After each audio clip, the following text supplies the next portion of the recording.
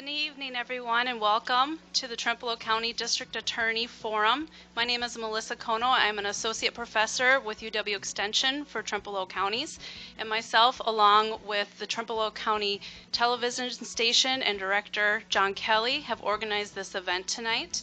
I have here with me Ellen Franz. She is going to be our moderator for this evening. She's an attorney with Johns, Flaherty, and Collins in La Crosse. She's been with them for more than 38 years and has been a member of the La Crosse Area League of Women Voters for approximately 30 years. She's been a past president of that organization, and she's currently on the board of directors. Over the years, she has been the chair of voter services and has facilitated the candidate forums for many school boards, municipalities, and state legislators. She will be our moderator for this evening. She is joined here by our panelists. Paul Severson is the Trempealeau County Clerk. Robert Myers will be representing Attorney Tavi McMahon. Deb Sukla will be here representing Rick Niemeyer, and Abby Seisha is here representing John Seisha. Our candidates tonight will be asked a series of questions. First, the questions that they have made for each other. They'll be allowed 3 minutes per response. We will do a rotating order of that. And then I'm asking the audience to submit questions. Each audience member has a note card along with a pen. Please submit questions, and the questions will be reviewed by the panelists. The question will need to be approved by at least 3 panelists before it is posed to our panel by our moderator. And with that, I give you Attorney Ellen Franz. Thank you, Melissa. Do I have this in the right place? I hope so. You can hear me? Okay. So this evening, we're just going to go down the line so that we have opening statements. Each candidate has 3 minutes. And then there's questions that will be posed to the candidates. As Melissa explained, they all posed questions for the other 2, but all 3 of them are going to answer the same question. So we'll start with opening statements, and we'll start with Tavi. I discussed this with the candidates a little bit earlier, and we've decided to use first names this evening. So I'll try to do that uniformly. Tavi, would you give your opening statement, please? Thank you, Ellen, and thank you, everybody, for being here. This is a wonderful opportunity, I think, to discuss issues and go over some of the qualifications of the candidates here. A little bit of biographical information. Growing up in Hague, Wisconsin, gave me a good sense of what Trempealeau County is really about. I think Trempealeau County is really lucky. Trempealeau County has very low unemployment. We have hardworking, honest people. And I've always felt strongly that people, I'll be honest, specifically in Hague and Ettrick, are really great people. But the whole county is filled with great people, and it's been an honor to serve for the last 6+ years as your district attorney. Initially, I was appointed special prosecutor by Judge Damon, our retired judge, and then I was appointed by Scott Walker, given that our previous district attorney was no longer able to fill the duties of the position. Then I was elected in 2012 and re-elected in 2016. And in those 6+ years as the district attorney, I've learned a lot about how the criminal justice system works on the prosecution side. Prior to that, I was 8 years as a defense attorney. One of the things I think it's important for everybody to understand in the criminal justice system is where we have to focus our attention. I think we have to focus our attention on high-risk, very violent people. In other words, when I say high risk, I mean people who are dealing, for example, lots of drugs, and or people who are engaging in domestic violence, also people who are a threat to our community. And those people, I'll just probably refer to them all night as high-risk offenders. And we've focused a lot on victim rights. Our office prides itself on being really proactive with victims of crime. As soon as we get a referral from law enforcement, we reach out to victims. We try to find out what's on their mind, how they're doing, provide services. That is our goal always in victim cases. We've also spent a lot of energy focusing on low-risk, low-level, young offenders primarily. And we've had, in the last 6+ years, more than 400 people have participated in the diversion program. I'm also proud to say that when I got here in 2012, we started working with Jackson County right away, sharing our diversion coordinator. We engaged in inter-county collaboration and still do with Jackson County 6+ years later. And as taxpayers, I think that's important. That shows that we're trying to be efficient with our resources. We have the ability in Trempealeau County to share some of those resources. So focusing on keeping people out of the criminal justice system for the low-risk offenders has been very important. And I think anybody who's ever had a child and understands that children and young people make mistakes and they should have an opportunity for redemption can appreciate that program. We've also, in our tenure, put lots of serious sex offenders and other violent criminals behind bars with, of course, the help of the judiciary. So I appreciate the opportunity to be here tonight. Thank you very much for your attention, and that's a great sign, Pat. Thank you. Thank you, Tavi. The next opening will come from Rick. Thank you. Good evening, everybody. I'd like to see the big numbers that turned out tonight. My name is Rick Niemeyer, and I am currently the Corporation Counsel for Trempealeau County. You got a little information from us in the brochure, so I don't want to go over all of that in detail again, but I do want to give you a little information about my background professionally. I graduated from law school in 2001, and shortly after graduating from law school out of St. Paul, Minnesota, I moved back to the Cooley region. Grew up in the Berry Mills, West Salem area, but when I got back to the area, I went into private practice in Sparta, Wisconsin, which is Monroe County. Then I practiced law there for about 16 years. First went to an existing law firm in Sparta and practiced there for about 11 years. And then another attorney and myself opened up our own law firm after that and practiced at that firm for about 5 years. In private practice, in a rural community, you get to know all sorts of different areas of law. I did personal injury, divorce, custody, collections, just about anything you could think of. But the main area of law that I focused on when I was in private practice was criminal law. Over my career of the 16 years that I was in private practice, I spent just over 15 years of that practicing criminal law, handled hundreds of cases. I couldn't even tell you the exact number. Cases anywhere from disorderly conduct to drug cases to sexual assault cases to some homicide cases as well.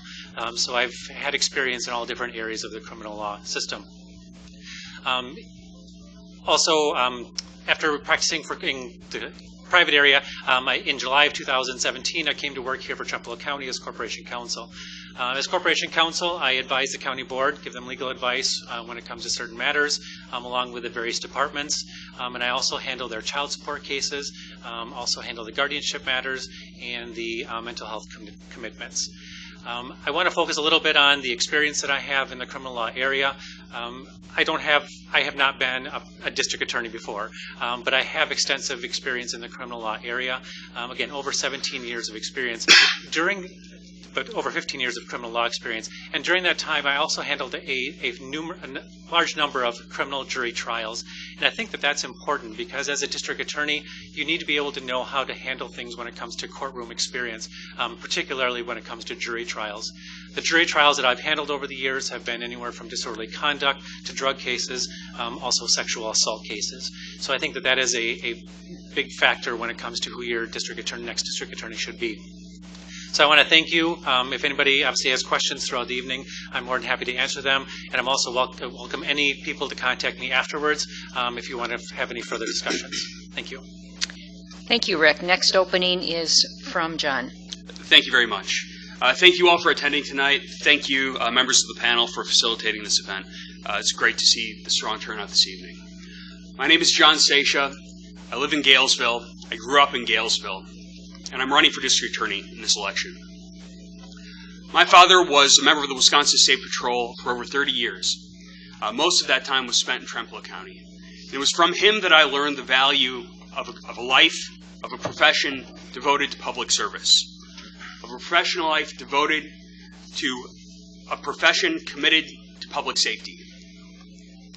For over 3 years now, I've served Trempealeau County as the assistant district attorney. In that time, I've demonstrated that I have what it takes to effectively run this office responsibly and accountably. The central component of my campaign is restoring respect to the office of district attorney. What does that mean? Well, for victims, restoring respect means having a district attorney who is in contact with them, who makes their voice heard, who informs them of what the road ahead will look like, what lies ahead for them in the criminal justice system. to keep them informed, and most importantly, to ensure that those victims are absolutely made whole at the end of their time in at the end of their experience with the criminal justice system. For criminal defendants, restoring respect means having a district attorney who knows their case. It means having a district attorney who does everything in his power to ensure that their civil rights are protected throughout the process. At the time of disposition, it means having a district attorney who knows about them as an individual, who knows about their needs, whether those needs be mental health related, whether they be substance abuse related, or something else entirely, such that we can craft a disposition for that individual, such that they come out of the criminal justice system in a better position on the end than they did at the beginning. For members of law enforcement, restoring respect means listening to their concerns, hearing their grievances, knowing what's important in their community, such that you as a prosecutor are able to do your job in the most effective way possible. It's critically important. It also means devoting time from your schedule to ensure that members of law enforcement are kept abreast of developments in Wisconsin case law. And for the community, it means restoring accountability to the Office of District Attorney. It means promoting transparency, outreaching to the community, and being accountable to the voters of Trempealeau County. That's what I will do as District Attorney, and I'm asking for your support on October 2nd. Thank you, John. We'll now start the questions from the panel. Each of the candidates will have up to 3 minutes to respond to each question. And as we get toward the end of this forum, we're going to have what is sometimes called a lightning round. And that will allow each candidate to respond to something they heard from somebody else. You know, if you're first and you hear a third questioner respond, third individual responding to the question, you can't really respond as you might want to. So I urge the candidates to kind of keep some notes or keep them in their head. And when we get to the lightning round toward the end of this forum, they'll have an opportunity to go back and pick up the things that they thought were important to respond to. So just continuing this rotation down the table, the first question goes first to Rick. And the question is, courtroom work is a big part of the DA's job. Being able to handle the fast-paced nature of the courtroom is a key quality of a good district attorney, especially during jury trials. Describe your criminal jury experience and your approach to handling the fast-paced nature of criminal jury trials. I've touched a little bit on what my experience is when it comes to jury trials. As I indicated before, with over 15 years of criminal law experience, I had a number of criminal jury trials. I couldn't tell the exact number, but it's somewhere in the ballpark of 10 to 12 criminal jury trials over my career. That doesn't include the civil trials that I also had, so I also have the experience in civil jury trials as well. It is an art, in my opinion. Unfortunately, there is some theatrics to it in regards to how things work and how things operate. Being familiar with how that operates, I think, is a key when it comes to practicing in the criminal law area. You need to know what to expect, but I also say expect the unexpected when it comes to a jury trial. You just never know what's going to happen next. But the system is designed to try and take some of the surprise and guesswork out of the system. So having the experience that I have with the jury trials, I think that's very important, and I think that does suit me very well for the next district attorney position. In regards to handling criminal jury trials, there are all sorts of things that I attempt to do when it comes to handling them, from how you deal with witnesses, how you deal with clients, in fact, even how you deal with jurors. I highly respect jurors. I think that sometimes people don't respect them enough when it comes to, they have a lot of power when it comes to the decision. I also give them a lot of respect is they get it. They might not get hung up on the legal issues that we might get hung up on. They hear the facts and they make the determinations, and they draw their everyday life references into those considerations. So I think making sure you respect the jury is one of the important ways. The other is to make sure that your witnesses are prepared. You need to meet with them, you need to prep with them, prepare them for cross-examination and what they might expect, the areas and the questions that they might be asked. That is key to make sure that your witnesses are prepared and ready to go. Nothing worse than having a witness up there that's one of your witnesses and they're not ready to answer the questions that they should be prepared for. But also, too, in dealing with the judge, when it comes to objections, when it comes to sidebars, when it comes to just dealing with legal procedure, become familiar with it. And again, that comes with experience. Doing trials over and over again, you come to learn what the regular things are to expect and how you handle those with a judge. Do it in a professional manner. At the end of the day, everybody's going to go home and everybody has their own lives. What you're doing during that trial is important, and you need to be zealous for your client. But at the end of the day, everybody does go home and everybody has to live their normal lives. You might see that person the next day in the hallway or on the street. And you would hope that you've done your job in a way that you can say hi to that person, have a conversation, and not have to look to the ground and walk by. So those are just some of the things that I have learned over the years as I've done criminal law and gone through the criminal jury system. Thank you. Same question for John. Thank you very much.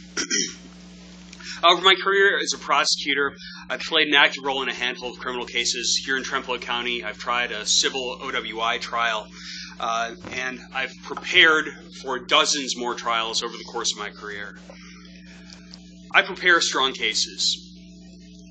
When a prosecutor prepares a case thoroughly for a jury trial, as I've done time and time again over my 3 years as a prosecutor, defense attorneys and defendants have a strong incentive to enter guilty pleas. I agree with Rick that preparation is absolutely critical. And that's an essential component of maximizing the efficiency of the criminal justice system. I'm not afraid to try cases when necessary. As I stated, I've prepared dozens of cases for trial over my career as a prosecutor.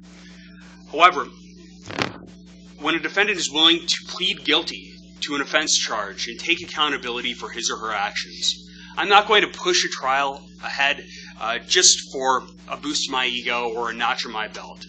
I can tell you this. Over my 3 years as a prosecutor, I've secured strong outcomes for the community of Trempealeau County.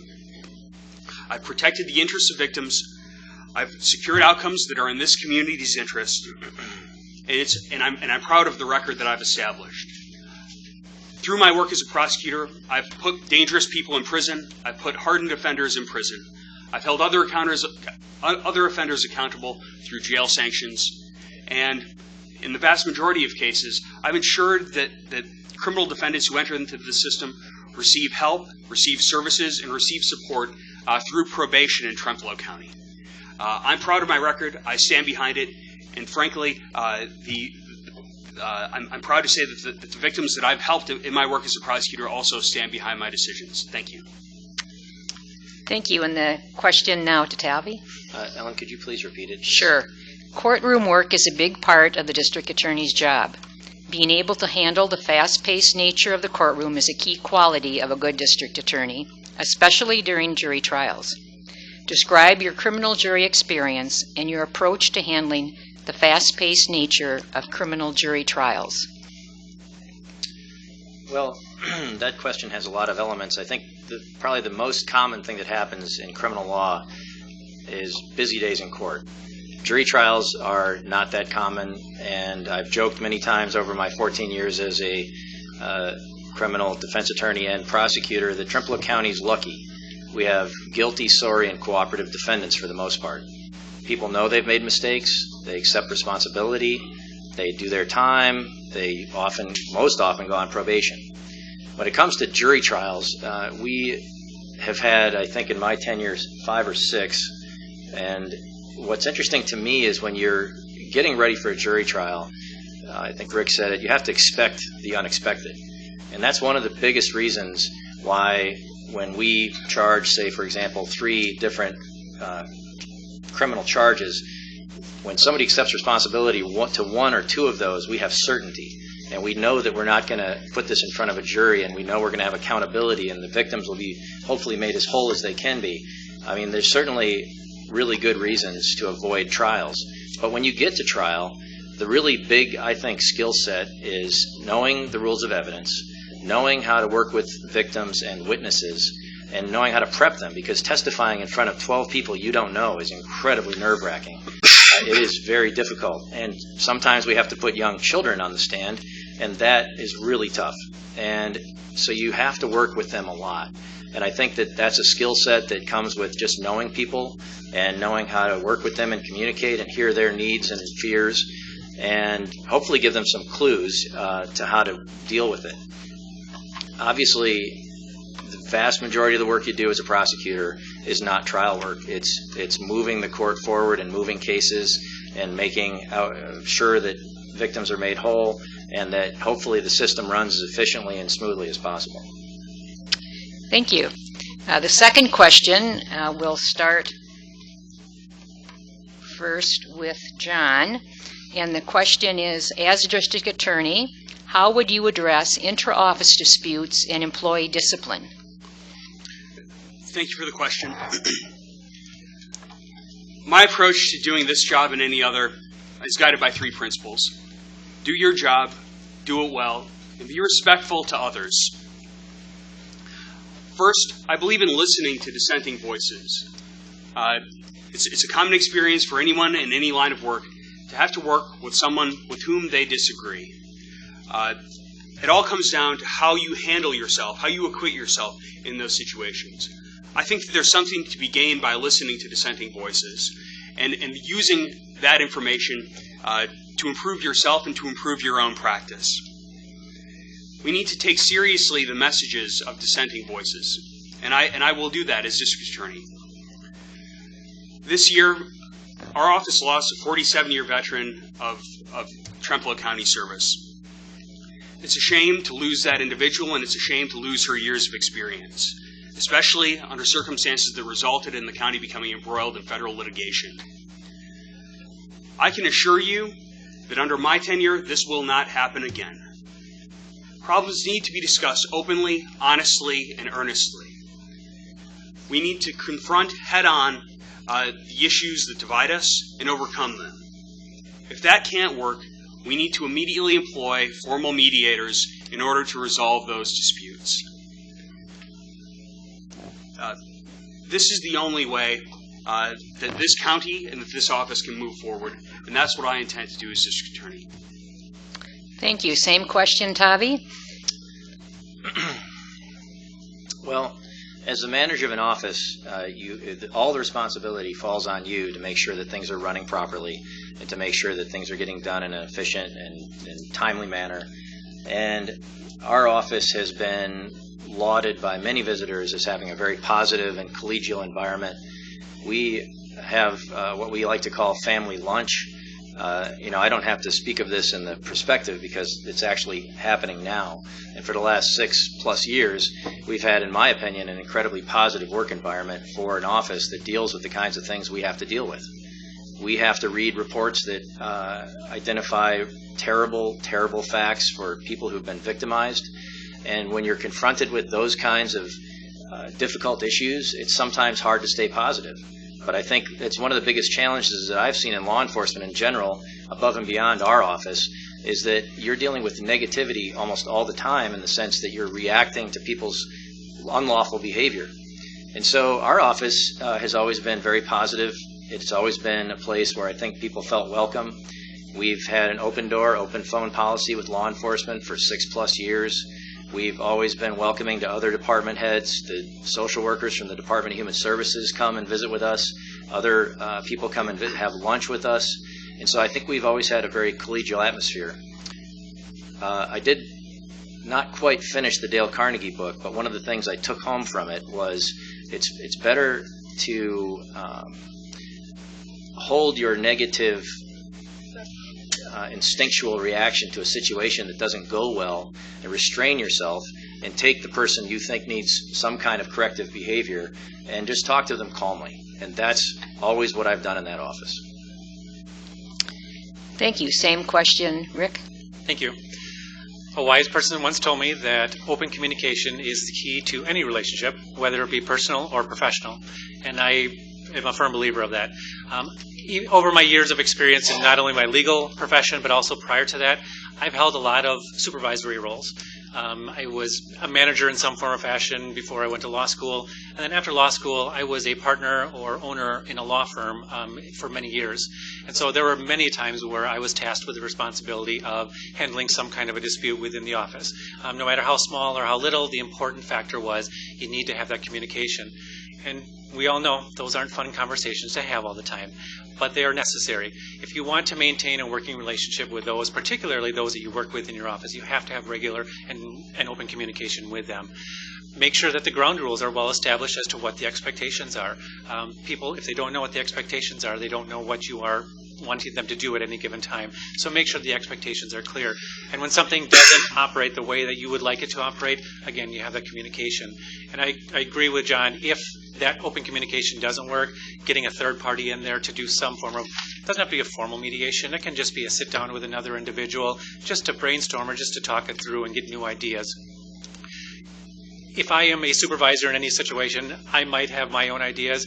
They're not always going to be the best ones or maybe the right ones, and so having other individuals there to give their input is also a key factor in that as well too. So if you can't resolve it there, then bringing in a third party I think is a key there as well. But again, that open communication is very important. Thank you. And the next question will go first to Tavi, and it's, what is your position on the legalization, taxation, and regulation of marijuana? Thank you, Ellen. It's Tavi, by the way. I'm sorry. It's kind of a long A. It's okay. I actually mispronounced it the other day in court myself. I actually wrote it phonetically, and I still did it incorrectly. No problem. I'll try harder. I'm 100% in favor of it. I've visited several states where they've legalized marijuana. It's impressive to see the tax revenue. It's impressive to notice that it seems like nothing changed. I think this county has taken steps. When I first got into this office, the county passed an ordinance for THC possession and paraphernalia possession, a county ordinance. I worked with Corporation Counsel at the time, our current Judge Radke, on that ordinance. And what you see nationwide and what you see in counties and municipalities nationwide is the decriminalization of marijuana, which is what that ordinance means. And so this is sort of a funny story, but at the Law Enforcement Committee meeting a few years ago, when we were adopting the new ordinance, one of the first comments from a law enforcement committee member, and this is your county board member, was, gee, why do we have that ordinance against marijuana? Isn't it legal everywhere? And the second person's comment was, and why is that fine so high? And so I think that we're at a place now in this country where it is okay to acknowledge reality, and that is that the drug war has been a failure. We have wasted a lot of money, and we have squandered and ruined a lot of lives in the drug war. And legalization of marijuana is a step in the right direction. The states that I've seen are investing the tax revenue into good projects like schools, roads, public infrastructure. I don't think Wisconsin should continue to be an outlier. More indication of this to me is that recently we've had a huge increase in methamphetamine. Over the last 4 years, my quick numbers are, in 2012, when I first started as your district attorney, we had, if you count 2012 and 2013, we had one charged case for possession of methamphetamine. If you go to 2014, we went up to about 14 cases. Then you go to 2015, you double again. We get to in the 30s. I haven't done the math this year, but I know we're going to be, I'm certain, near 100. And that's unfortunate. We are doing our best to assist with that problem, but the fact is methamphetamine is destroying a lot of lives. We've had almost a 5-fold increase in our children in need of protection and services cases, almost always as a result of methamphetamine-addled parenting.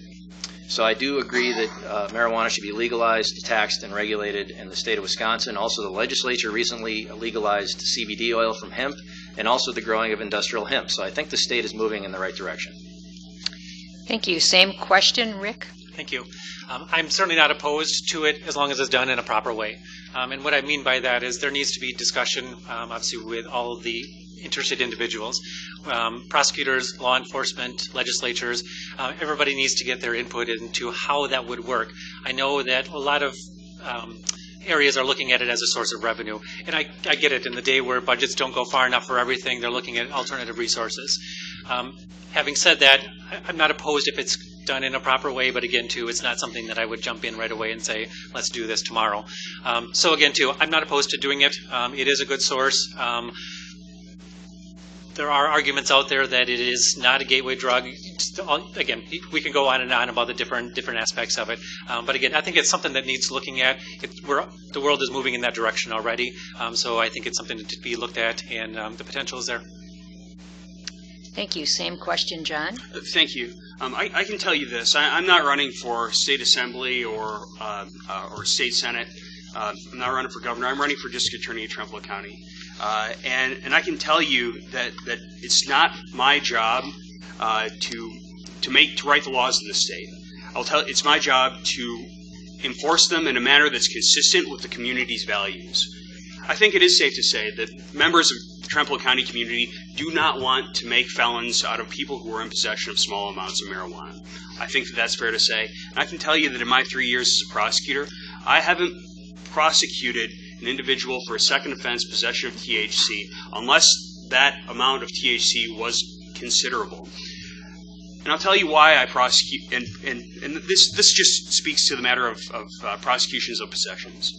I do think it's important to hold accountable people who make their living off of the illegal sale of substances, whether that substance be bootlegged alcohol, whether it be THC, whether it be methamphetamine or cocaine. The reason for that is this: when we sanction the sale, when we sanction one's ability to make a living off of the sale of illicit substances, it's a slap in the face to the men and women who toil in the factories and on the agricultural plantations in Trempealeau County. When we tell a person that it's okay to go and make thousands of dollars selling marijuana, nothing's going to happen to you in Trempealeau County, we undermine the hard work that's put in by people at Ashley Furniture, at Golden Plump, and at the farms across this county. It's hard for me to look a recovery court participant in the face and say, hey, I know you're exhausted from going to work, but hey, just get back out there and do it. Like you don't need to turn back to a life of selling controlled substances in order to make a living. It's hard for me to, in good faith, tell them that when I know on some level, depending on who prosecutes the case, that they might not face any consequences for selling drugs in Trempealeau County. Like I said, I'm not trying to make felons out of people who are in possession of small amounts of marijuana. Frankly, I'm not even trying to convict them of misdemeanor offenses.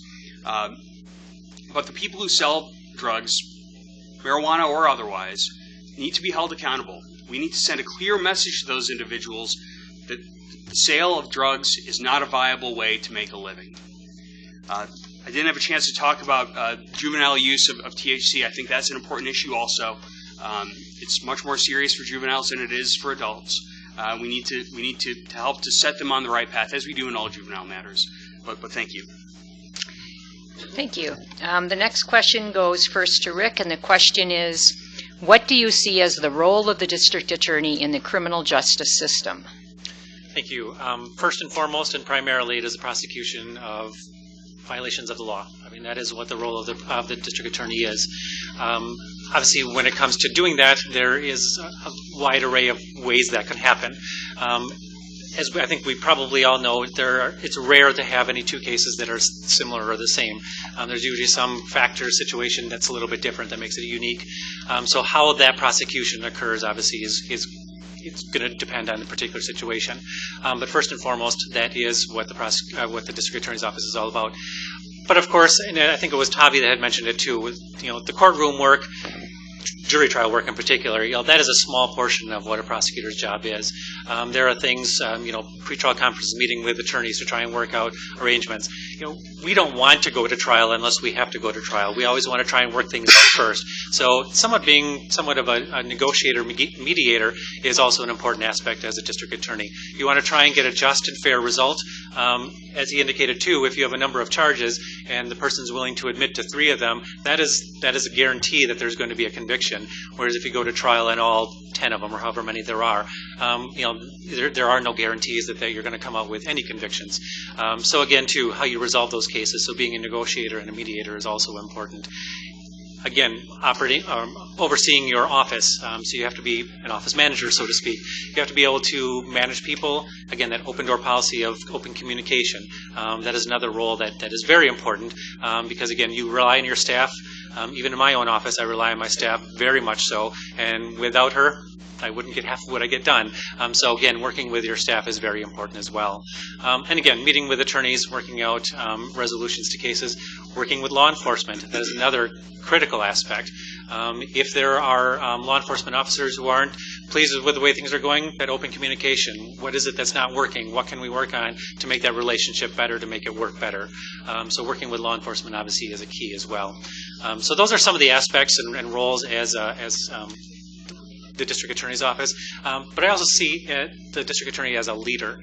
People look up to the district attorney. They are kind of the face of the criminal justice system in this case, Trempealeau County, or whatever county that they happen to be in. And so the people in the county, they want to be able to look up to whoever that district attorney is and have confidence. And so that's very important that the residents of Trempealeau County have that faith in their leader. Thank you. Same question, John. Great, thank you. Within the American criminal justice system, the prosecutor is the gatekeeper for this system. It's the district attorney, it's the prosecutor who's responsible for determining which cases get charged, how they get charged, and ultimately, and in most cases, what the ultimate disposition will be. In order to do that job, you have to have the trust of the people of your community. You have to have accountability to the people in your community. You need to ensure that when you're making those decisions, that you're representing the values of the people of Trempealeau County. I can tell you as a person who's lived in this county for decades, a person who lives in Galesville with my wife, who has family and friends throughout this county, that I am very much in touch with the values of Trempealeau County. This is what will be guiding my hand as District Attorney of Trempealeau County. My connection to this community, my connection to this place, my connection to these people. As District Attorney, in order to make those decisions, you need to be in contact with important stakeholders within your community, specifically members of law enforcement. Although prosecutors don't work for law enforcement, a strong, healthy, mutually respectful relationship between the District Attorney's Office and law enforcement is essential in order to do the work of being a good prosecutor. I've built those relationships over my 3 years in this job.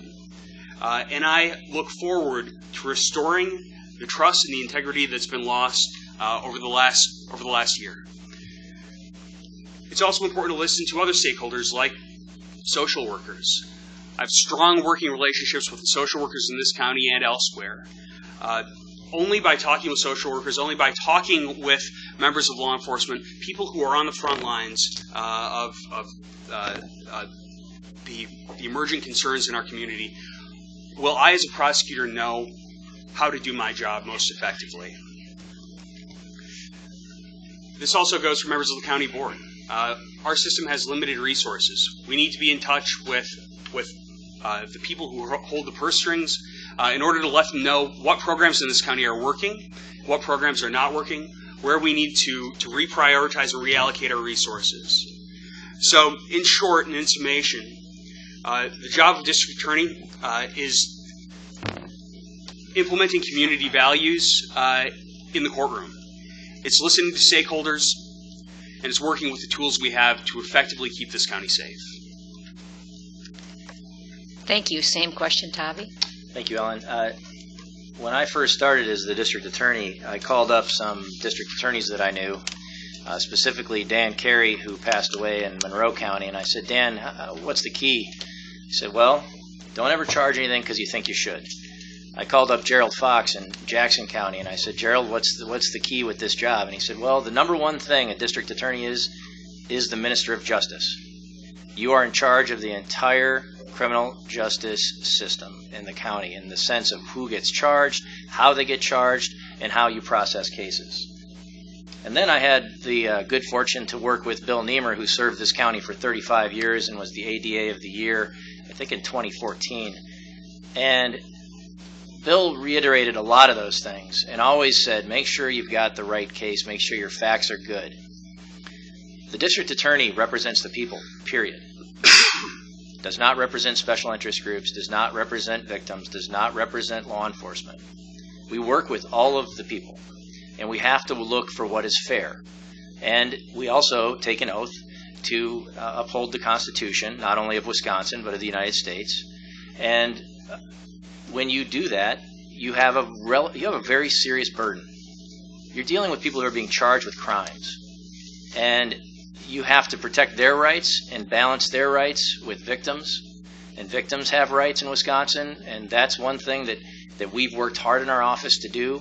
We are above average in the sense that when we get a victim case, we reach out immediately to the victims. And that has always been our goal. We try to achieve that as often as possible. Another former prosecutor that I talked to when I got this job 6+ years ago told me to never hide the rabbit. And what she meant was, you always have to provide all of the evidence that is being used against a criminal defendant to either their defense attorney or to them. And you have to be fair. We're required to treat non-represented citizens who are being charged or accused of a crime fairly. And we try to do that every day in our office. We've instituted a mediation system with our CHIPS cases, our Children in Need of Protection and Services cases. We instituted that because mediation is allowed in civil cases. We've been very successful with that program. I'm proud to say that this county is one of maybe 5 in the state that does that. We have reduced our litigation in those cases significantly. We started a pre-charge diversion program the day I took office. And that means if your young person gets arrested after they're 17 and they're eligible for criminal charging, they have an opportunity to redeem themselves without a criminal charge. Some counties have taken another step and they do pre-arrest diversion. So I think primarily we focused on being a progressive and forward-looking office. And again, the primary job of the district attorney is to be the minister of justice. Thank you. The next question goes first to John, and the question is, as district attorney, what are your plans to facilitate continuing education for members of law enforcement in Trempealeau County? As I stated, I grew up in a law enforcement household.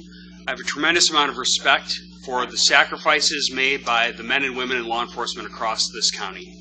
They're regularly putting themselves on the lines. They're working long hours, unusual hours, in order to keep this county safe. I respect their sacrifices, and I've demonstrated in my years as a prosecutor that by being available to members of law enforcement on a daily basis. I regularly receive calls at 3 a.m., and I'm happy to take those calls. I regularly have ridden along with members of law enforcement in order to gain a better appreciation for the work that they do and the sacrifices they make. Those ride-alongs have also facilitated great conversations that go both ways. I learn about how law enforcement do their job, and in turn, members of law enforcement have an opportunity to ask me questions about the way they do their job, or about the way that I analyze a case. I intend, as district attorney, to roll this out to a greater degree. I can assure you that I will be regularly riding along with members of law enforcement across this county as district attorney. Additionally, it's critically important that members of law enforcement have a clear understanding of developments in case law. Case law is always evolving; it's always changing. Even if gradually, it can have even a Supreme Court decision that appears subtle on its face can have tremendous impact if not clearly expressed and articulated to the people on the ground doing the work of enforcing the law. To that end, I want to bring back regular legal updates for members of law enforcement in this county. Those have fallen by the wayside in recent years, and that's truly unfortunate. We need to bring those back. We need to bring those back strong. We need to ensure that members of law enforcement's time are being used effectively during those training sessions, and we need to do that immediately. Thank you. Thank you. Same question, Tavi. There's no hypothetical in this question for me. I've engaged with law enforcement over the last 6+ years, every year with training, and it's been a good experience. Honestly, it's a good back and forth. Every time we have a motion filed by a defense attorney, it's a training opportunity for law enforcement and our office to make sure that we're doing our jobs right and that law enforcement's respecting the rights of people that they're arresting. I'm not sure what John is talking about, but we have had annual updates with the sheriff's office. I believe all of the law enforcement agencies in the county are always invited to those. I think Sheriff Anderson has done a good job with keeping people trained in his department. I think the other law enforcement agencies locally do a good job with training their people. And what I've learned over these years is that we're really lucky. I often meet with people who've been ticketed by a law enforcement officer in this county, and one of the nicest, it's always nice to hear, well, that person was so polite to me. Do they have a brother? Do they, they're really nice. And that's the number one thing I hear from citizens about our law enforcement officers. Last couple of years ago, I wrote an editorial about an incident that Trooper Wojcik of the State Patrol had with a intoxicated, mentally ill woman with a gun. And I called it the headline you don't hear. The headline you don't see, I think, is actually the title. And basically pointed out that this officer de-escalated this person effectively, and nobody got hurt. And I hear that more than you can imagine. I think our law enforcement officers are well trained. I'm happy to hear that John wants to do it more than we do it now, but we've been doing it. It's been done, I think, commonly for years. Same question, Rick. Thank you. As attorneys, we have certain requirements every 2 years reporting period that we are required to do continuing legal education credits.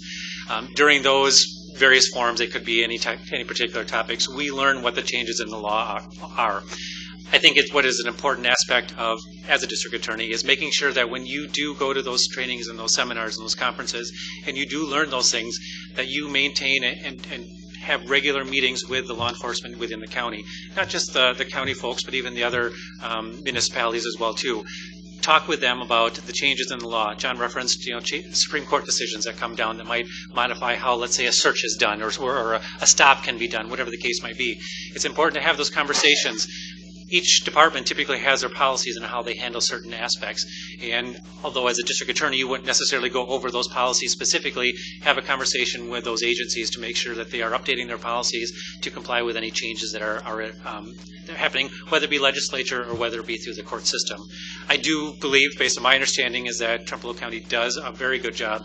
Their officers are well trained and they do maintain their training regularly. So I do believe that that's the case. In addition to that, just meeting with law enforcement, and I'm not talking like we're going to meet once a week or once a month necessarily, but it's just the fact that there needs to be that open dialogue with law enforcement agencies. Again, they are the ones that are bringing information to the district attorney to take a look at, to prosecute cases. And so if there are things that can be done more efficiently, in a better manner, having those conversations to make sure everybody's on the same page. And we're all working towards the same goal, and that is making sure that we have a safer community. So making sure you have those communications so that it can work as flawlessly as possible. Those are just some of the keys to making sure that everybody's on the same page. Thank you. Thank you. And the next question goes first to Tavi. And there are two questions that are quite similar. So the one question says, what is the one major change you would make in the office? And the other question is, what is your first priority if elected? So I'm not sure they're quite the same, but perhaps you could address them both in your response. Priority and major change, if there is a major change you would make. Well, I'd like the water cooler to be bigger and cooler. It's been annoying to me for years that we haven't had a better water system. I've joked with people that I'd like a wet bar also, Ellen, but the county board said no, so we're not getting a wet bar. We're relatively lucky in our office. We need one more room, actually, because our paralegal is often distracted by the public and law enforcement and just the hubbub of the office when we need to do projects. So we need a little more room. We need a better victim witness waiting room where we can have some more comfort items for victims. So those would be some things that would be nice to change. It would be also nice to have better security outside our door. I don't know if anybody remembers, but I know this can be a hot topic either way, but I was a big reason why the courthouse has a metal detector plugged in and why we have people go through that before court. I thought that was important so that we could make sure that, at least in this building, we don't have people who are armed with either guns or knives. So that's, I apologize if that's been annoying to any of you, but I think it was a good idea when it happened. We had the metal detector, it was in the basement, we plugged it in, we put a person there, and now we use the key locks. I think I also helped make some other security changes so that we had windows and doors so that when defense attorneys were meeting with their clients or other people were meeting in rooms, it wasn't a solid door. You could see what was happening inside. So those are some of the things I would change if I am reelected on October 2nd. What was the other part of the question? Major changes, first priority. If I had lived in a perfect world, I would continue to work with law enforcement to institute an Eau Claire County-style pre-arrest diversion program. I would continue to reach out to high schools to make sure that our young people understand the dangers of methamphetamine and heroin and other serious drugs. We did that a few years ago with Sheriff Anderson, the Department of Human Services. We went to every high school. I think being proactive has always been a priority of mine, and I believe my record speaks for itself.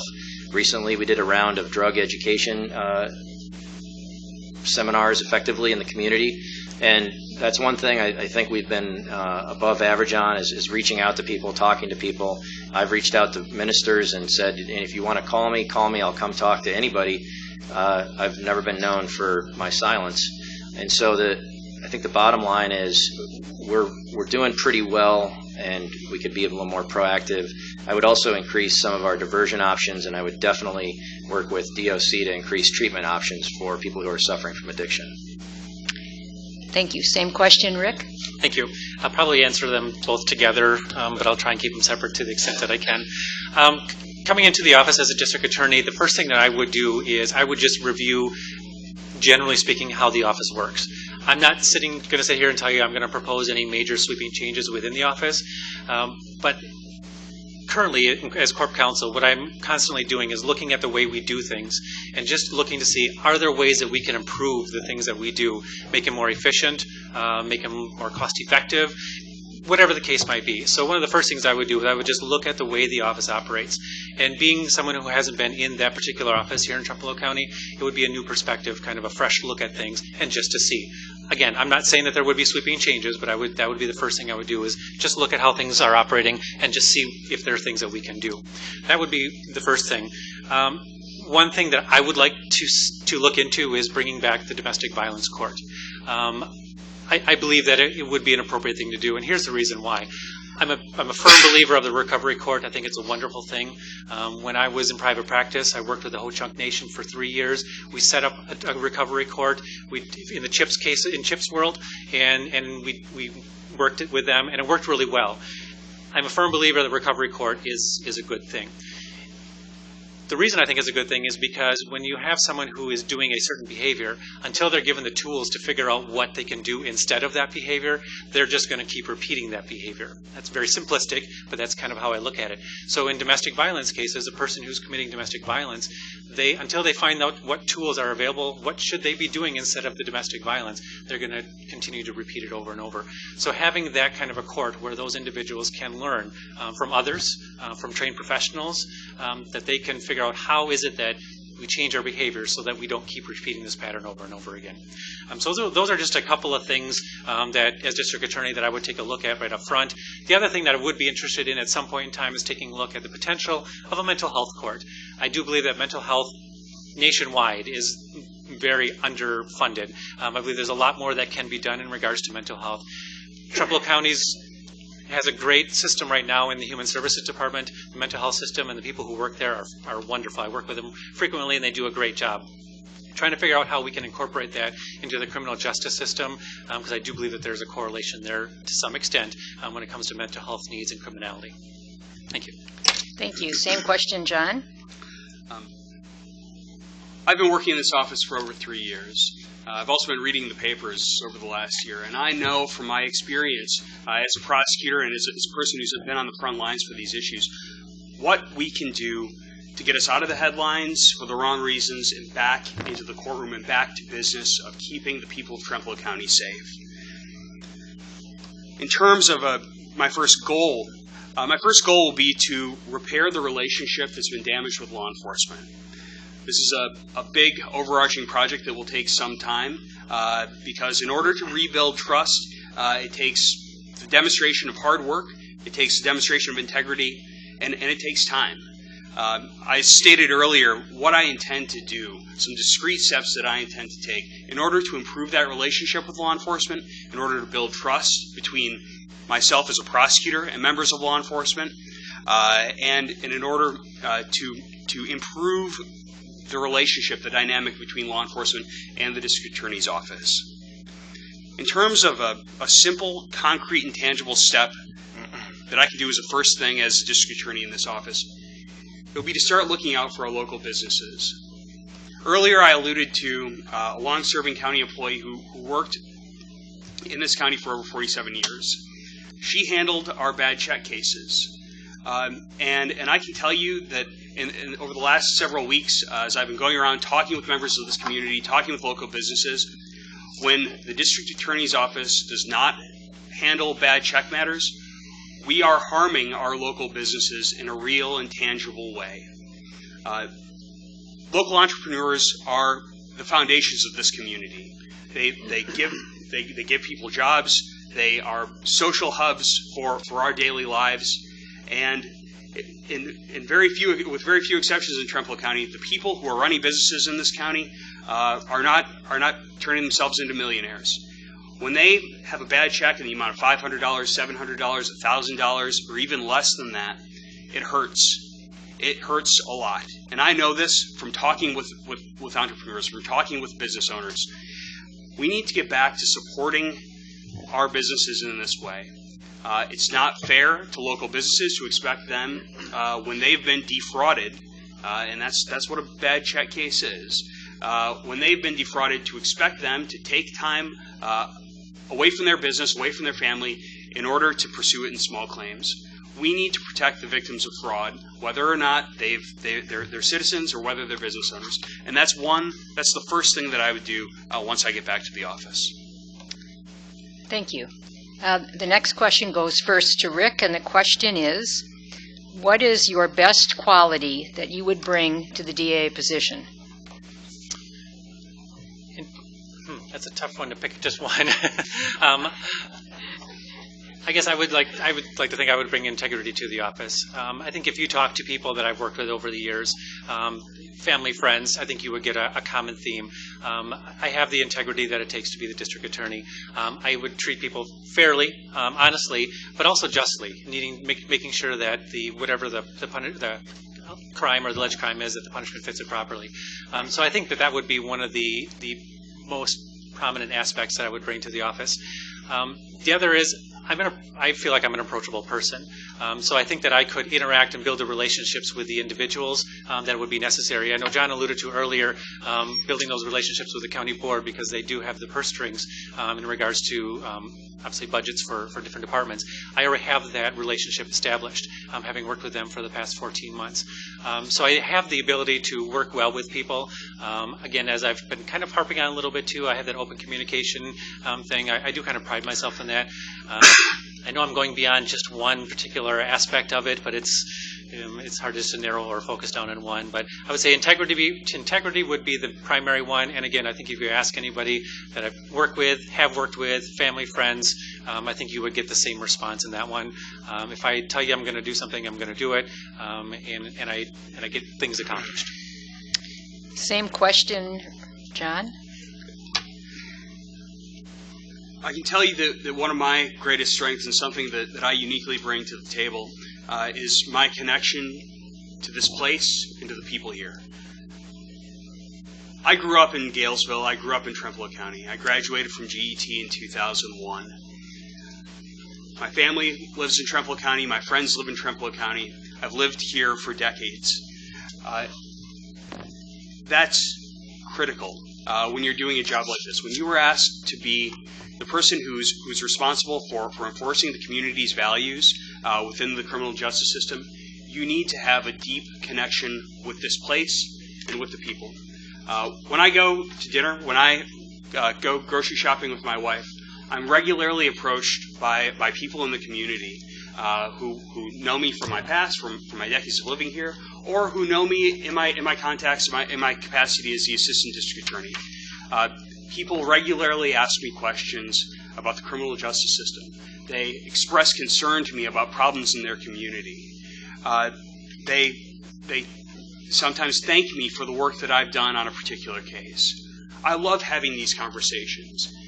The only way that you can have these conversations is if you have a deep-seated connection to this community. That's the only way. And I bring that to the table in this election. Also, I can tell you that I have passion for this job. I can tell you that the work of being a prosecutor is not just a job for me. This is truly a calling. I love the work that I do. I love doing this work in this place, in my home, doing good work to keep my friends, my family, people in my home community safe. That means a tremendous amount to me, and that's why I'm running for district attorney. It's what I bring to the table that's unique. Thank you. Same question, Tavi? In the last 6.5 years, as I said, I guess the one thing that comes to mind, my positive quality I bring to the job and have for those 6+ years is fairness. I think I'm a fair-minded person. And how have I applied that to this job? The first thing I did when I got to the job was ask the diversion coordinator, are we doing pre-charge diversions instead of just post-charge diversions? And the diversion coordinator said, no, we're not. So I said, let's do it. And we started immediately 6+ years ago. Numerous young people, numerous low-risk, low-level offenders have gone through that program and have had successful outcomes. I think that is a sign of fairness. I've always believed in second chances. I believe that people need to earn their felonies. They need to earn their criminal record. And Wisconsin's lost touch with this. Right now, we have more than 23,000 people in prison today, here in this state. And if you cross the Mississippi River, you'll notice that they have about 9,800 in prison. So one of these states is doing something right. And it costs about $1.2 billion to fund our prison system, and it costs about $385 million to fund theirs.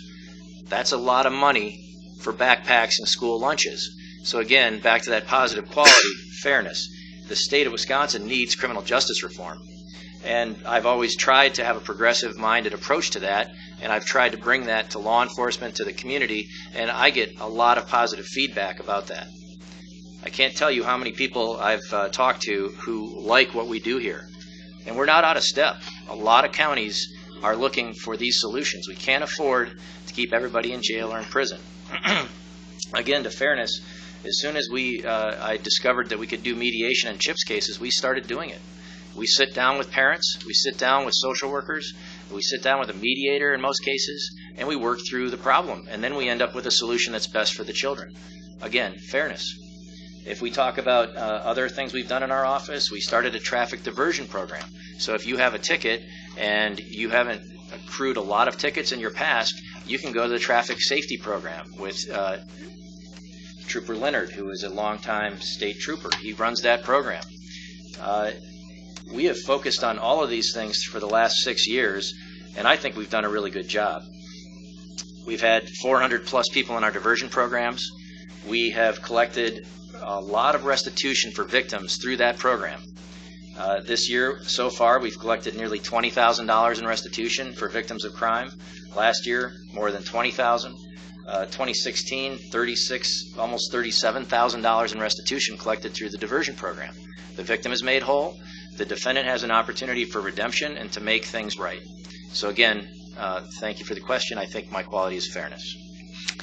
Thank you. The next question flips that a little bit, and the question asks, what specific skills as an attorney will you work to improve on?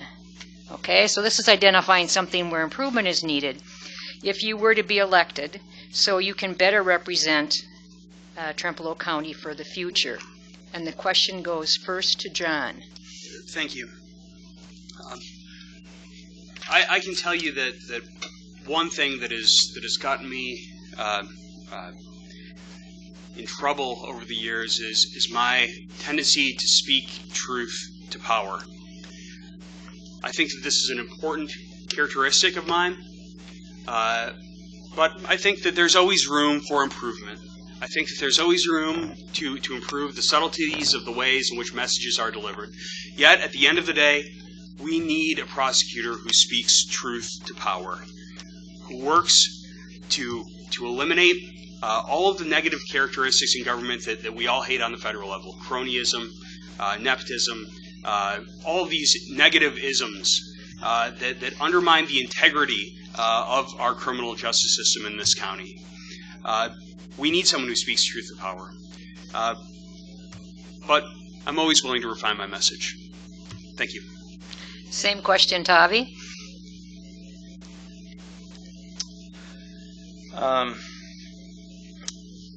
What would I do differently? Improve on. Improve on. I think you can always improve on communication. You can always do better with communication. There's no way to be perfect, and I often tell people when they come in, law enforcement most commonly, and they think they've made a mistake on something, and I say, well, I'll tell you what, when I get perfect, I'll send you a memo. I know I'm not perfect. I've never said I was perfect. I think there's always a goal with a lawyer to be a perfect litigator. There are no perfect litigators, but moving towards being a better litigator would probably be the one thing that I would improve on. Same question, Rick. Thank you. This is probably not the politically correct answer to say to the group of people as I'm running for district attorney. Procrastination is probably the one thing that I need to improve on the best. Now, having said that, I'm just being honest and truthful. Having said that, I can assure you that I deliver quality legal work and representation, and I get the job done in a quality manner. So it's not that I don't do it. It's just that I might put it off for a little longer than I probably should. So that is one area, and I consider myself a very organized person. If you come in my office, I actually get criticized for the fact that I have nice things and nice piles on my desk, and people wonder, where's all your stuff? Well, I do it and I move it on. So, but in any event, so that, being honest, that's the one area where I could improve on. I'd say it's an organization thing, but it's not, because I'm a very organized person. It's just a matter of getting it done. So sometimes it's a product of being over busy, and that happens. But otherwise, that's the one area where I honestly could probably improve on. Thank you. Thank you. The next question goes first to Tavi again, and the question is, how would you balance the lack of jail and or prison space with the growing drug problem in Trempealeau County? Well, thank you. That's an excellent question. I've been dealing with that as the head prosecutor in this county for too long, and frankly, it's a tough question. If you look on the website for our office, you'll see the Department of Justice FBI study that was done, and if you read that study, you'll notice that the number one reason why we're not solving the methamphetamine crisis is the lack of treatment. So I think that the whole state is struggling with this issue, especially this region. We simply do not have enough treatment for addicts and alcoholics, frankly. And so I think that Wisconsin needs to improve its Chapter 51 mental health and drug addiction and alcohol addiction commitment process, and hopefully catch people before they're engaging in criminal behavior and get them services. And every time I've spoken with high schools or the community, I've always said, when I close my statements, if you know somebody or have a friend who's suffering with addiction or drug alcoholism, try to get them help proactively. Try to intervene quickly, because once they're in the criminal justice system, now we have a problem on the other side, which is, the question is the criminal justice system the best place to treat those problems? And my answer is absolutely not. Because on the other end, you have felons, you have people with criminal convictions who are going to have a hard time getting jobs, who are going to always have that scarlet letter of the criminal conviction. And let's face it, what's happened in not just our county, but in this state, our nation, is that we have criminalized addiction. We have created a scarlet letter for addicts and alcoholics, which marginalizes them, makes their life harder. And it's not a good approach, in my opinion. So when you're looking at dealing with mental health problems, and Rick alluded to this, and I mentioned it, the mental health component, we did institute that in our recovery court program. Our recovery court program is a great way to keep people out of incarceration systems.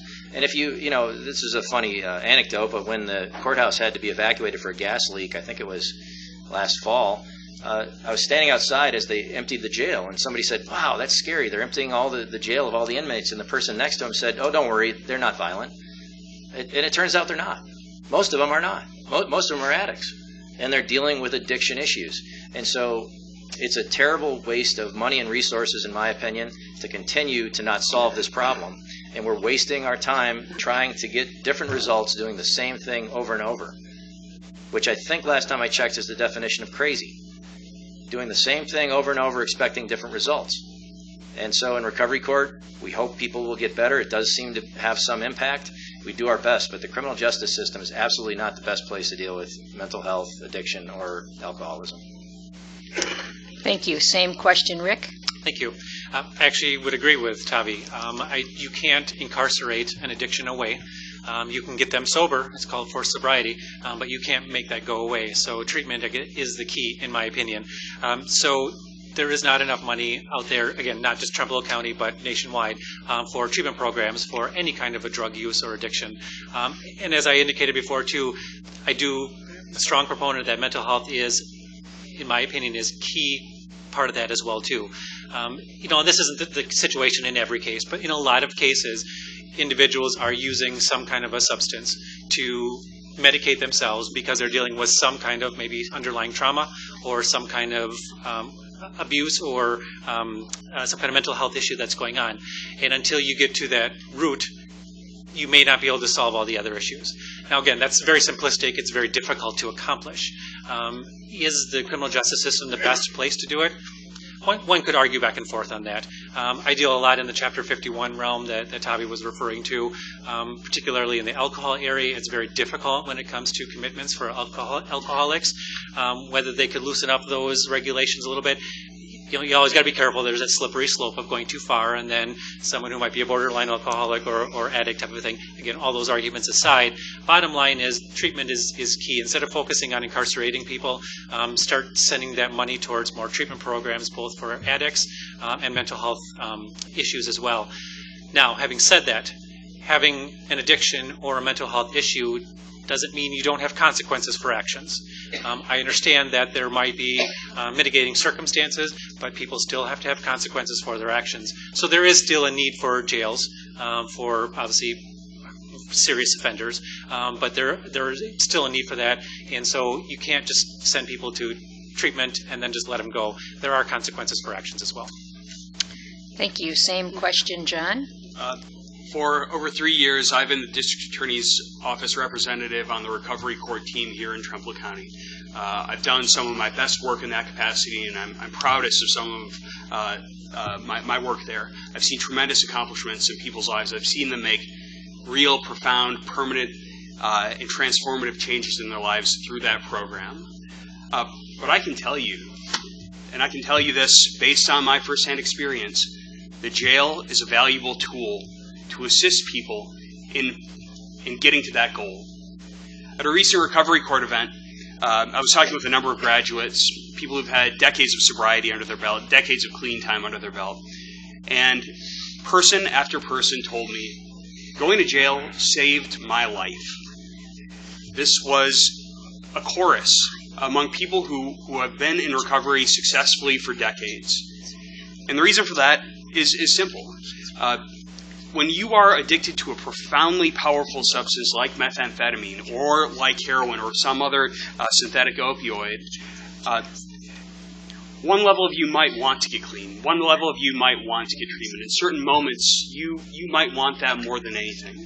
However, when that addiction creeps back in, you are going to do anything and everything you can to get back to that drug.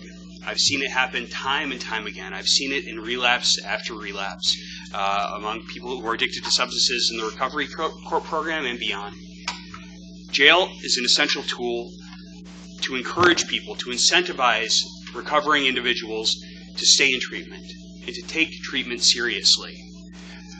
People in recovery need to know that if they do not take accountability for their actions and do the hard work, put in the long yards to get clean and stay clean, that there's time behind bars waiting for them. They need to know that if they flee from a treatment program, which happens, they need to know that they're going to sit in jail. Indeed, it's a balancing act, and we can't pretend, and I don't pretend, that simply locking a person up is going to solve the problem. In some cases it might, but in most cases it won't. However, we need to use jail effectively, intelligently, and strategically in order to incentivize drug-addicted individuals to get treatment and stay in treatment. Thank you. Thank you. The next question goes first to Rick, and the question is, how do you think the DA position impacts our county economically? How does it impact our county economically? Well, I guess in the real sense, when it comes to prosecution of criminal offenses or non-criminal offenses for that matter, economically, any monetary fines or whatever that come in through that process obviously does benefit the county in a positive way. I know that there aren't typically a lot of fines that are issued out. A lot of times there's court costs. When an individual is convicted and they are ordered a fine, a good portion of that fine goes to different areas for the state to fund different programs. So I believe it's just a small portion of it actually stays here in the county. But that is one source of income or revenue for the county. I guess with the programs that they try to implement as well, too, I mean, that's a negative impact, of course, in regards to dollars. I mean, any program that might need to be implemented is going to cost money, whether you can get that money through grants or some other resource. There is going to be that impact on the county as well. But it's not just looking at how much is this going to cost us. It's looking at going forward. If we spend some money here to try, for example, the treatment court or recovery court, setting up the recovery court costs money to get those set up, or whether it's a domestic violence court or a mental health court, those things cost money to get set up. But what you need to look at is the long-term goals. Once that is set up, people go through that process and they benefit from that. Is there going to be a better impact long-term to the county? And there is. If you have someone who's no longer going to be doing drugs, they're going to be a productive member of the community. They're going to get a job. They're going to spend that money that they earn at that job at local businesses. They're going to go out to eat. They're going to spend that money back in the community, which is just going to spur on the economy. So getting those programs in place, while there might be those upfront costs and there might be expensive to do, the long-term consequences of that is those people can ultimately become better members of the community, and again, too, they can help boost the economic viability of the county as well. Thank you. Same question, John. Great. Thank you. In terms of economics, it's very unlikely, I would say, that it's probably impossible for the district attorney's office to be a revenue generator for this county. And frankly, I'd be disturbed if it was.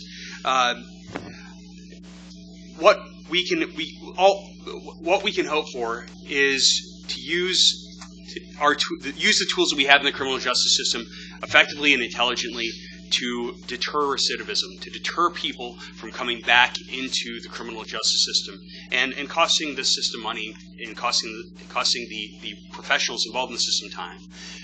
That's what we can hope for. I can tell you one thing that I've done discreetly in order to save the county money. For the last 3 years, I've been responsible for handling 100% of the children in need of protection services cases for Trempealeau County. In some counties, this is a job that's done by corporation counsel or an outside specialist agency. But here in Trempealeau County and in other counties across the state, those duties are handled by the district attorney's office. Some time ago, the Director of Human Services approached the county board and asked to have those duties transferred to corporation counsel. I attended that meeting and I spoke up.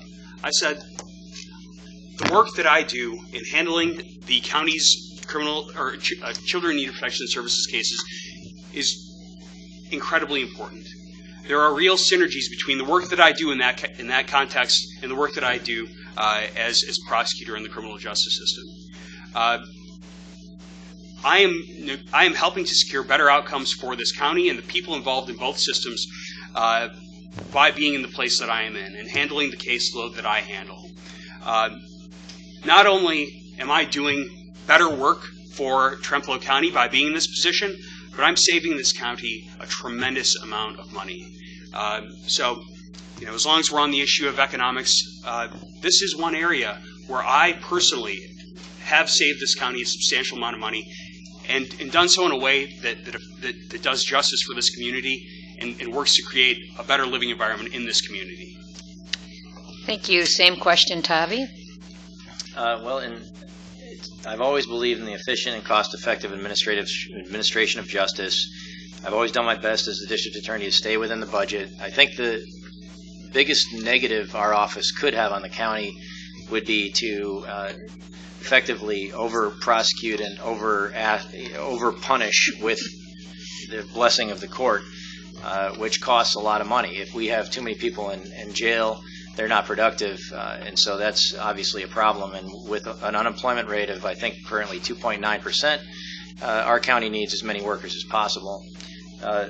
In 1990, the state separated the state prosecutors from the county administration, and effectively the state took on those costs. It's all taxpayer money, but it's a different pot of money. And so the reason that John can assert that he saved the county money is because this county chose to have our office handle all of those cases for the Department of Human Services. So yes, our office does save this county a lot of money. We have a very good paralegal who does all the paperwork on our children in need of protection and services cases, who's very efficient, and it would cost the county more to have corporation counsel handle those cases. I think that we've stayed within our budget for the most part and done a good job of being a good steward of public funds.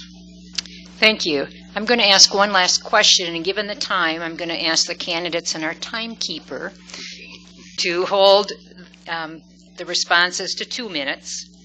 And the question will go first to John, and the question is this. The district attorney is a partisan office. What made you decide to run as a Democrat or Republican? And what party values will you highlight while in office? I can tell you this. I'm running as a Democrat, and I'm proud of that fact. But I'm also even prouder of the fact that I have strong Republicans putting my signs in their yards, telling me that they plan to vote for me. Actually, some of my friends in law enforcement have told me that I will be the first Democrat that they've ever voted for. I firmly believe that this position, like the position of judges, should be a nonpartisan one. I'm not in the position of fighting for tax cuts or championing reforms to Social Security or Medicaid. I'm in this business to do justice, and justice and safety are bipartisan issues. I'm running as a Democrat. Like I said, I'm proud of that fact. However, I believe that this office should be a nonpartisan one. Thank you. Same question, Tavi. Thank you, Ellen. My first campaign promise was 2 parts. One, to only prosecute Republicans, and I've failed. I admit that. The other was to keep Hague lawless. I've not only succeeded in keeping Hague lawless, Ettrick is now lawless as well. So that is a great segue into the fact that I've often described myself as a small government pro-business Democrat because I'm fiscally conservative, but I also believe that government should only regulate what it absolutely has to regulate. And that's why I believe in some of the things we've instituted in our office to make sure we're limiting our interaction with people as much as possible. If we don't need to regulate it, then we shouldn't be there. Obviously, one of my favorite district attorneys was Dan Carey, who served in Monroe County for years, passed away, I believe, in 2013. And he would always bait me with his Republican bumper stickers, and we would have vigorous conversations. But it turns out criminal justice reform is one place where both parties completely agree that we need to be more efficient in regard to our criminal justice systems. We need to incarcerate less people. We need to ruin less people's lives with criminal convictions and felony convictions. And that's where the Republicans and the Democrats seem to really agree. And I'm proud to be part of that process, proud to have been a progressive district attorney in this county for the last 6 years. Thank you. Same question, Rick. Thank you. I agree with John. I think this office shouldn't be nonpartisan. We aren't making laws. Yes, within our offices, we do set policies on how we handle and maybe prosecute in a certain manner, but I do believe that it should be a nonpartisan position. Having said that, it isn't. And I am running as Republican, and I have been affiliated or aligned with Republican values for as long as I can remember. You can ask family and friends. That has been what I've been aligned with, primarily when it comes to fiscal responsibility. And that spills over even into what I do as Corp Counsel for Trempealeau County. I'm constantly looking at ways to save money and cut costs, and that is a primary goal that I have in any type of a position, whether it be government or even in the private sector. It is how can we save money. As we all know, in our personal lives, there's never enough money to go around. Even for businesses, they're on budgets as well too. Government is no different. They have a limited means with which to do the programs that they're required to do. And so the fiscal responsibility for me is a big piece, and that's something that I would definitely take a look at as district attorney. Thank you.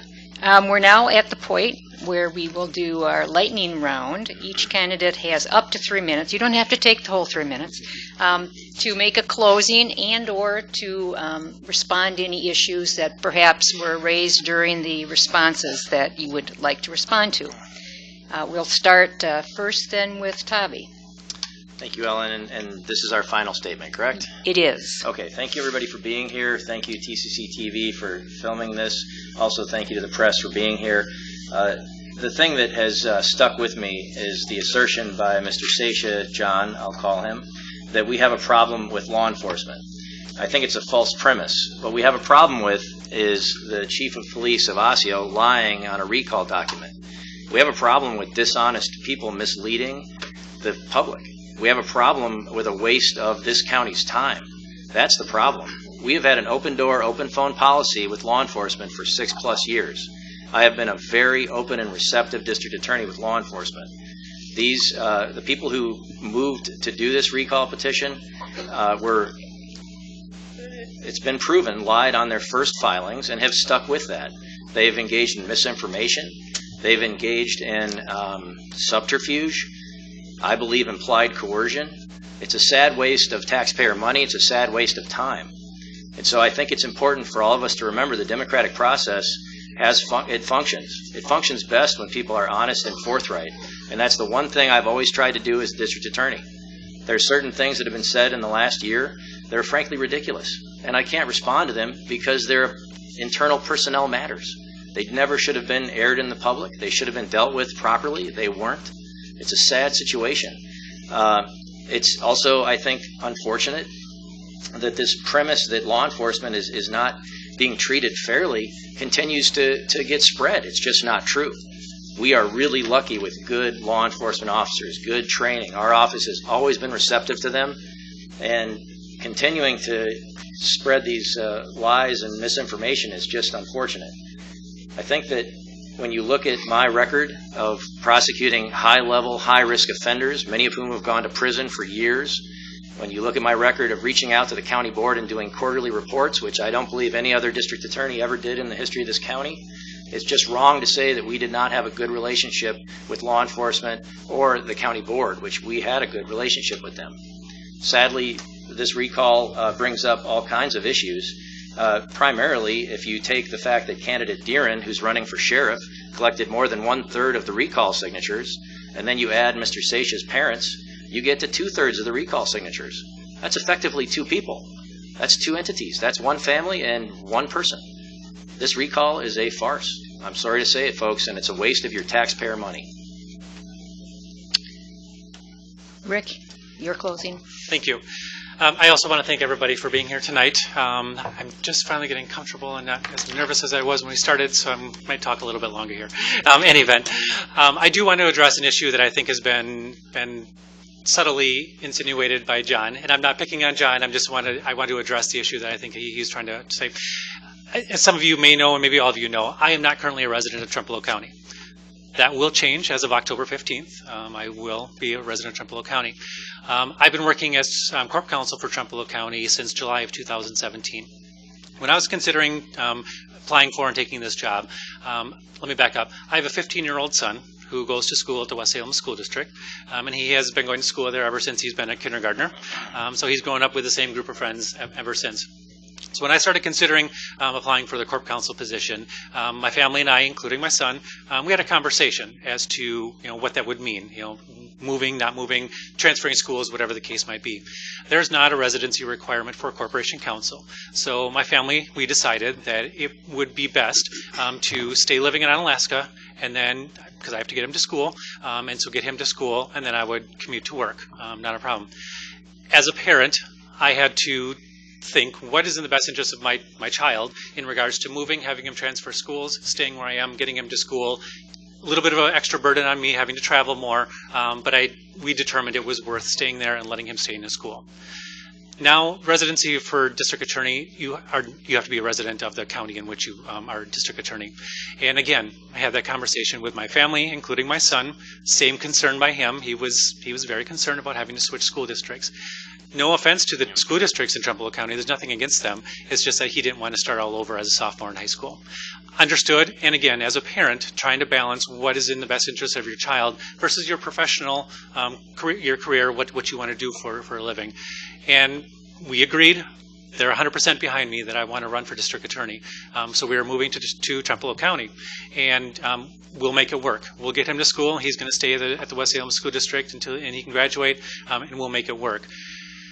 The reason I bring that up is because I don't want anybody to think that my residency issue is not even the right word, but I'll use it, residency issue, is somehow reflective of my dedication or willingness to be district attorney for Trempealeau County or my dedication to the residents of Trempealeau County. Not at all. I am in this for a long haul. I wouldn't be moving my family to another area if I didn't feel strongly that I was the right candidate for this position. We need a different perspective. We need a clean slate. We just need to get back to work, and I believe that I'm the person for that job. I have the experience necessary. I've already gone through that, so I won't do it again. So I would ask for your support and your vote. Thank you. Thank you very much, and thank you, each and every one of you, for attending tonight. Unfortunately, I think that Mr. McMahon's response this evening demonstrates the same out-of-touch attitude that's got us into this situation in the first place. A district attorney needs to be able to listen to criticism and respond effectively and appropriately to those critiques. Unfortunately, that hasn't happened, and that's why we're here tonight. That's why over 30 people in this county collected signatures on a recall petition. That's why over 3,000 people, men and women across Trempealeau County, signed those petitions. The issues underlying the recall are well documented, and they're myriad. They've been documented week after week in newspaper publications across the state, from here locally in Trempealeau County to Eau Claire to La Crosse to the Milwaukee State Journal. To pretend that there is no problem and that everything is fine is concerning. I respect Mr. Niemeyer's work that he's done in administrative law, and I respect the work that he's done as corporation counsel. Unfortunately, he wasn't able to resolve that long-standing employment dispute with our 47-year veteran employee that ultimately ended up with the county being party to federal litigation. But I do respect the work that he's done as an attorney over the years. I can tell you this, being a new resident of Trempealeau County does not afford you the connection to this community, the connection to this place that growing up here does, that choosing to build your professional life here does. Ladies and gentlemen, I've demonstrated over the last 3 years that I have the experience necessary to do this job. I've been handling the majority of felonies, the majority of misdemeanors, 100% of children in need of protection and services cases, 100% of delinquencies. I have the experience necessary to do this job. And perhaps more importantly, I have the connection to the people of Trempealeau County, in this place, Trempealeau County, in order to hold me accountable. This election is about accountability. I've demonstrated to you through my service over the last 3 years and through my lifetime as a resident of Trempealeau County that I am accountable to you, the voters of Trempealeau County. And I look forward to carrying that accountability into the district attorney's office. Thank you very much. Thank you. And I want to thank each of the candidates this evening for appearing and graciously answering the questions, both of each other and the audience. And I also want to compliment the audience. You were very attentive, you were quiet, and you let the candidates do the talking. And I apologize if I didn't get to your questions. There are always more than we can get to. But we tried to do the best that we can. So thank you for your attention tonight. Thank you all for being here. Our goal of this forum was to provide information to voters and promote civic engagement, and I thank the candidates for doing that. I also thank the panelists for being here, my incredible timekeeper, Pat Malone, and also my amazing moderator, Ellen France. I would like to invite you all back for an all candidates forum on October 16th, where we have invited candidates for U.S. Congress, state, Senate and Assembly, the sheriff's candidates, and the district attorney candidates. For purposes of voting information, Attorney McMahon and Attorney Seisha will appear on the ballot for a special election on October 2nd. The winner from that race will then face Attorney Niemeyer in the general election on November 6th. Polls open at 7 a.m. and close at 8 p.m. on Election Day. Voters need to bring a photo ID to the polls, and voters in Wisconsin can register at the polls on Election Day. If you want to check your voting status, request an absentee ballot, find your polling place, you can go to myvote.wi.gov. And thank you all for being here. Good night.